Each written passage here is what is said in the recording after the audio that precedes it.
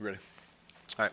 Good deal. Thank you all for being here. I want to start off condolences to the family of former assistant head coach Frank Signetti.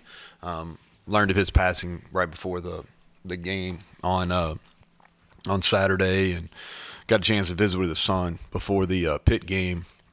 And it was pretty clear what Morgantown and being a part of this community meant to that family. So definitely want to send our condolences that way. And losing stinks. So, I don't think there's anything earth-shattering about that. When you invest time and energy into something and it doesn't go the way you want it to go, it's hard. And I'm frustrated. I'm disappointed. You can probably sense that Saturday night. And that same disappointment, that same frustration is with staff and players as well. And I get the fans' frustrations. I think back to both of my parents are teachers. We had season tickets at the University of Kentucky in the upper deck. And Kentucky wasn't winning a whole lot. They've changed fortunes since then, but they weren't winning a whole lot then. And I can remember a lot of rides home in an old beat-up van with my uncle and some of their friends, and them bitching about how they played and being frustrated because they spent money on tickets and concessions and all those type of things that didn't go the way they wanted them to go. And so I don't need to be explained that. I live that, and so I get it. And nobody feels that frustration more than inside this building. But I think the thing that's got to be understood, there's only one way to get it fixed. And there's only one group of people that are going to fix it. The only people that are going to fix it are inside this building, and the only way it gets fixed is through work. Nobody feels sorry for us. We don't feel sorry for ourselves. We're not throwing in the towel. We're going back to work. And it's about learning from your failures. All right, why are we sitting here 0-2? Well, I think, and Mike asked this question on Saturday night and going back and thinking about it, I think there's two primary reasons, and there's a lot of underlying things, or there's three primary reasons, and there's some underlying things. The first one is we're 27, and it's 27-0 points off turnovers. Other teams got 27, we got none. All right, we created one takeaway, and we turned the ball over 4 times. We've had inopportune penalties, and we missed opportunities. And when I say missed opportunities, there was 3 fumbles that were on the ground on Saturday night. We didn't get them. We dropped passes in the Pitt game. And so those we got to learn from those failures. We got to clean up the inopportune penalties. We got to get some takeaways. We can't turn the football over. And we got to take advantage of opportunities when they arise. And then you got to focus on the future. And what does that look like? Well, we got to sustain what we've done well. Because there's certain things we've done well. We've ran the ball well. We've played pretty well offensively through 2 games. Our special teams, outside of kickoff return, have really been a strength of the football team so far. And then we got to fix our issues. Whatever been our issues? We got to tackle better. We got to get it lined up with more sense of urgency. We've got to do some things better defensively. I think that's very clear after Saturday night. But it's about next, and next is Towson. And that's the mentality here. We're not dwelling on it. We're very aware of where we're at. And it's about getting it fixed. And that's the work ethic and the mindset that we've got in here. Towson, quickly, they're well coached. They're a quality FCS program. All right. If you go back and you look what they've done, Coach Ambrose has done a nice job building that program. He played there. I think he was an assistant at some point there. Now he's the head coach there for double-digit years. They've got almost an entire new roster, 50-plus new players, several FBS transfers. Offensively, their quarterback, know him well. He went to Clay Chalkville High School, and he played with T.J. Simmons in high school, and they won a state championship there at Clay Chalkville. He's been at 3 FBS programs. He's a dual-threat guy. He's a good football player. And they got quality skill guys, running backs and receivers, several 1A transfers, several guys that we know through the recruiting process, and they're talented. And they look the part, and they can run. Defensively, they're really good on the D-line. That's where their strength is. They've got a draft pick, probably in number 8, Gibbs. He's big. He's a South Carolina transfer. They've got a nose that's smaller in stature from a height standpoint, but man, he plays the game the right way, and he's giving everybody issues. And they're good, and they got several transfers on the back end. So that's them. But really, to be honest with you, the focus is on us this week. And I mean that with all due respect to Towson, because I got a lot of respect for that. I respect FCS programs. I finished my career there. I started my career coaching there.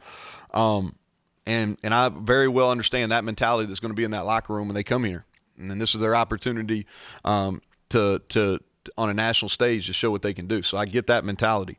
But it's about on us, and it's about us getting better and us improving and finding a way to get a win. And that's the entire focus for us. Huge weekend here, Hall of Fame induction. Tavon Austin, Stedman Bailey, obviously two wideouts that had tremendous careers here. And then, what a night last night by Geno Smith. And kind of went to bed, and then as I was running this morning, I was watching SportsCenter, and he's all over it. And I was sitting there thinking, maybe that's a good omen. Great night for former West Virginia guy. Maybe it's a lead-in for a great week for West Virginia. But a great story, 10-plus years in the league, first-round draft pick, comes back. I mean, he's 17, 18 in the we all know this. I don't know why I'm telling y'all. Y'all know that's what y'all do for a living. But tremendous performance. Everybody in this building's proud of what he did, and there's a lot of lessons to be learned from his perseverance. So with that, I'll take questions. So Neal, just what's the confidence level of your kids, and do you worry about them getting caught up in the outside noise at all? Well, negativity is never good, but hey, this is what it is. This is big time football. There's pros and cons to it, and the thing is if you're affected by outside noise now, you're going to be affected your whole life. And so, you try to teach some life lessons along the way, and this is it. And our message when we came back on Sunday was, hey, we got to have a singular focus. And I said this to this group Saturday night, and I said it in the locker room as soon as I walked in there. When you have adversity, two things happen. You either come together and you really learn from it, and you grow from it, and you look back and you say, okay, hey, that's where we really got the thing turned, or it splinters. And so it's up to us, everybody that's within the program right now, to really draw near and get better. And there's plenty of ownership to be taken around. And I don't think anybody's going to be harder on themselves than the staff and the players that are sitting here 0-2. So that's not a concern of mine. This early in the year, and I think they'll handle it the right way. Defensively, outside of just tackling better, how do you get better? Yeah, so I think if you look at it, and this is where, because I was extremely frustrated during the game and watching it, okay? But you go back the week before, and D-line, our front six played really, really well against Pittsburgh, okay, against some tough alignment things. So we went in, we stopped the run versus Pitt, who's got 5 guys back on the offensive line. They got quality running backs. We stopped that. We get pressure on the quarterback. And then we just didn't do a very good job. And it was really – that was an option game. And we weren't surprised by that, Greg. So I want to be we weren't surprised on that. We treated that game just like we treated Army in the bowl game. And if you go back and look at that bowl game, we played really well. We held them in check. And if you look over the years, the 3 years that we've played pretty good defense, really the last 2 we played defense at a high level, in my opinion, is we've been able to stop the run. So this hasn't been an issue that's shown up a lot. But the other night, we didn't do a very good job defensive line-wise keeping guys off our linebackers. There was a ton of free hitters on our linebackers. So we didn't do a good job getting our hands on the down linemen so they couldn't climb the linebackers. Our linebackers did a poor job of getting too close to the line of scrimmage and not being able to get to the responsibility in the option game. And we did an extremely poor job of getting aligned and adjusting to shifts and motions. And so if you go back and look, I think Kansas only used the same formation 4 times in the entire game. And most of the time what they did is they did some kind of shift and then a motion. And we did not. And when I say this, it wasn't like we were leaving guys uncovered, but there's a big difference between, playing inside leverage and outside leverage. So they shift in motion, and all of a sudden on that first touchdown pass they throw to the tight end, we're supposed to be lined up inside. Well, if we're lined up inside, the tight end doesn't get in up the seam. We lined up outside, boom, easy throw and catch for a touchdown. And so it's not a bunch of major adjustments. It's as simple if I play 5 technique and I'm on lined up on the tackle, man, I'm eyeball to eyeball with that tackle rather than outside eye so I can get my hands when he steps down. It's when the motion and shift is getting head up or inside leverage compared to being outside. So it's a whole lot of small things that led to a really bad performance. And so what we've got to do is go back defensively and really work on getting the line first and foremost, okay? And then we got to work on our one-on-one tackling, which is something we did work on last week, but it didn't get improved. And so now we got to put even more time into it. So those are the 2 key areas. And we'll look at some personnel things. Sean Martin deserves to play more defensive end. He will play more, maybe even starting the game. He deserves to play more. I think that we need to look at some things from a linebacker standpoint where we're playing people. I think we will. And we need to give some young guys. I think Jacoby Spells, Mumu, some of those young guys that are talented, they deserve the opportunity to play. And so, but I think when you have a performance like that, you want to evaluate it in all phases, which we have, and we've got a good plan, in my opinion, on how to get better. You mentioned, creating opportunities, avoiding penalties. How do you get better at that stuff other than just continue to work at it and play games? Yeah, so I think part of it's live and learn. It's really the penalty at the end of the game. Like I can't even there's no way I can come up here and even give you what the hell was going on right there. You know what I mean? That was a late hit on the quarterback. By definition, both officials, the center judge and the referee, threw the flag, and 110% agree with it. Not even close. All right? That is a selfish penalty. It's not smart football. And so, you react and we'll handle that internally.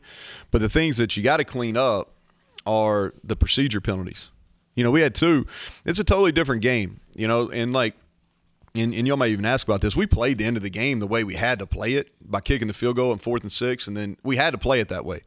But it's a totally different game, and we got an opportunity to win in regulation if we don't get a procedure penalty when I think it's on the 3-yard line, and then we get another one on 4th and goal at the 1. Those are the penalties you got to eliminate. And both of them were procedures for no reason. They didn't have – there wasn't a reason. They weren't trying to beat a guy to a point. They weren't even at the point of contact. And so we got to get those things to get them corrected. You mentioned the young corners. What have you seen out of them? Are they close to ready? I mean, do you feel like – Well, we're going to get them ready. Yeah, it's not – they need to play. They need to play. And Mumu's going to play more at safety probably than corner. Jacoby's going to play at corner. We're going to get those guys ready to play. They're talented. And it's our job to get them ready. And they got to take care of preparation and do a better job and earning trust and practice and things like that, but they need to play. About help, Jordan. Yeah, so if you look at it, Charles Woods, he'll be out again this week. Have a better feel maybe later in the week, kind of what he looks like long-term wise. Jalen will miss this game. Hopefully get him back next Thursday. We'll know more how he kind of handles the next 2 days. Jordan White will be back. We anticipate him being full go, and we think Austin Cave will be able to play this week. So that's kind of an injury update. You'll have to look ahead, but you do have a quick turnaround Saturday, Thursday, and that's unique challenges. Do you, I don't know, how do you tilt the schedule a little bit to account for a short week this week? Or can you even do that? Because you said there's somewhat. If we were in probably a different situation, maybe, but not in our current situation. And the good thing is Virginia Tech plays on a short week too, and so both of us are having to deal with that. And we got a plan. It's one of those things, Mike. I think you even asked this question maybe during, maybe it was down at media days, but you figure out some of this stuff early in the summer, when you see the schedule and see how it sets up. And so we've had kind of what our plan is Sunday, Monday, Tuesday, Wednesday next week, kind of planned out way in advance, but we won't do anything for them this week. Kind of touched on it. Do you go with the route of getting more guys playing time, or you get the guys that deserve to play? How do you approach that? So I think it's a two-phase. Is playing time to me is all about trust. So who do you trust that are going to do what they're coached to do and play as hard as they possibly can play? So. And then who are the guys that are talented that you need to put in a position where they can use their talent? And so that's what you evaluate, is, all right, who are those guys that trust? Who are the guys that are extremely talented we're not getting enough out of, and how do we get more out of them? Combination of JT and Bryce, obviously first 2 games has been high.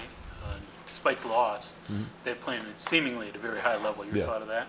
Yeah, so I think JT has done really well. He'd love to have that last throwback. He just missed it inside. I think if you ask Bryce, I think Bryce could have ran. He would have been better at the top of the route.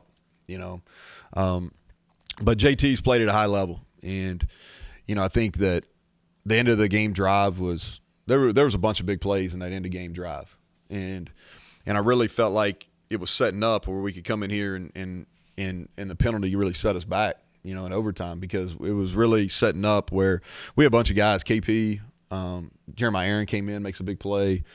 Bryce made a couple big plays on that last drive. And so really pleased with how JT's playing. I only think he had a handful of plays that he'd like to have back in that game. And our offense is much improved, and we're playing with a lot of confidence on that side of the ball.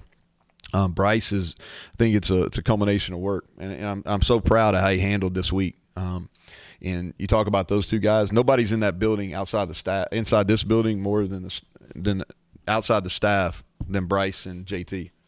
And really proud of how Bryce handled the unfortunate play against Pitt. Came back and all he did was work. He did work, and I don't know how many balls he caught, but it was a bunch.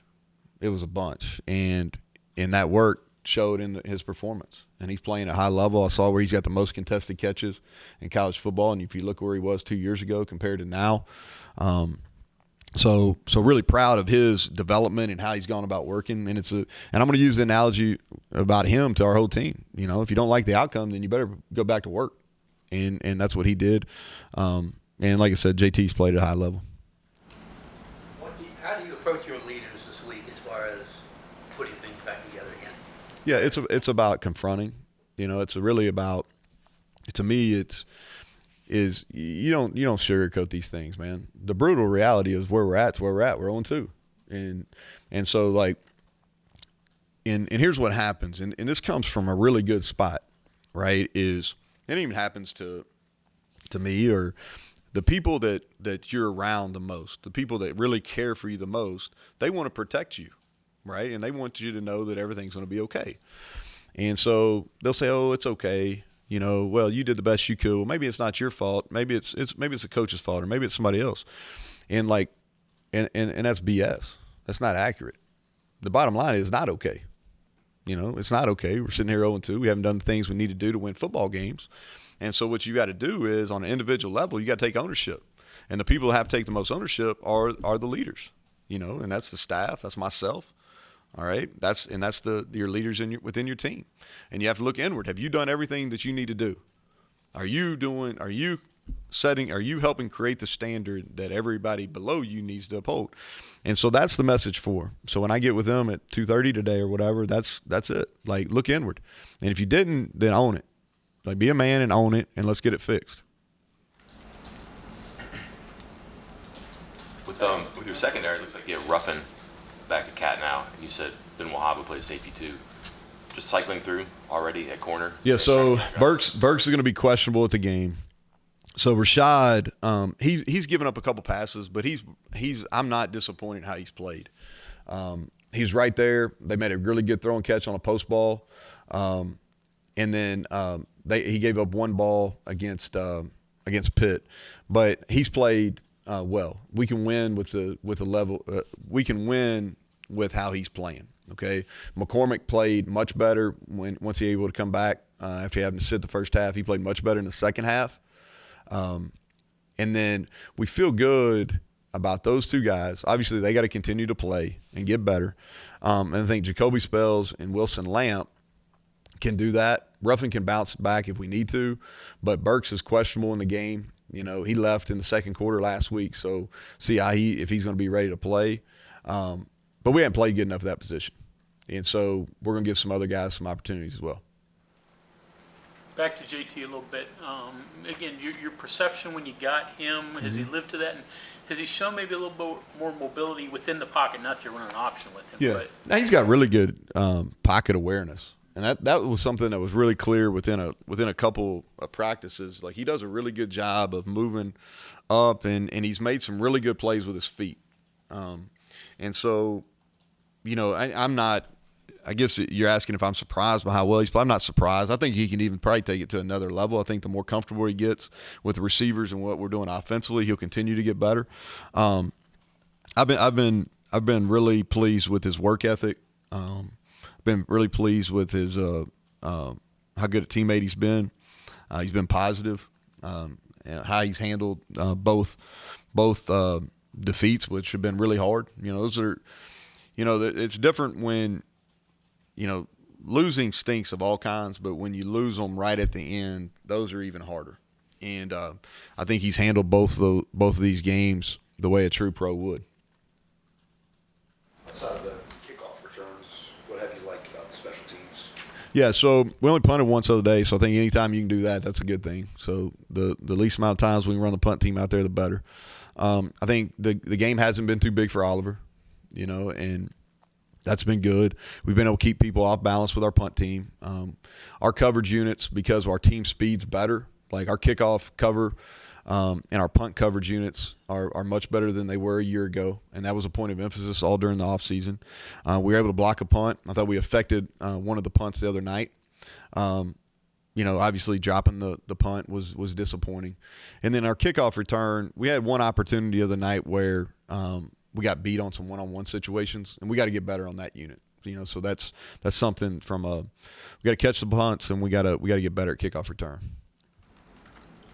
What do you see out of your young quarterbacks in practice? Obviously, other than Garrett for a snap, haven't played him, but what do you see out of him in practice? Yeah, and so Garrett is he's continued to do a really good job. We continue to carry packages for him, and the other night it's one of those deals where we were rolling. We had one series, and it was really one play, honestly. I mean, we got a penalty and then a third down that really one of JT's few negative plays in the entire game. Other than that, I mean, we're rolling, and so we continue to have him ready to play at all times. And then Goose and Nico are both in our developmental. They get a lot of work, and I was talking to Nico this morning, and he's excited about how much he's improving. He's learning.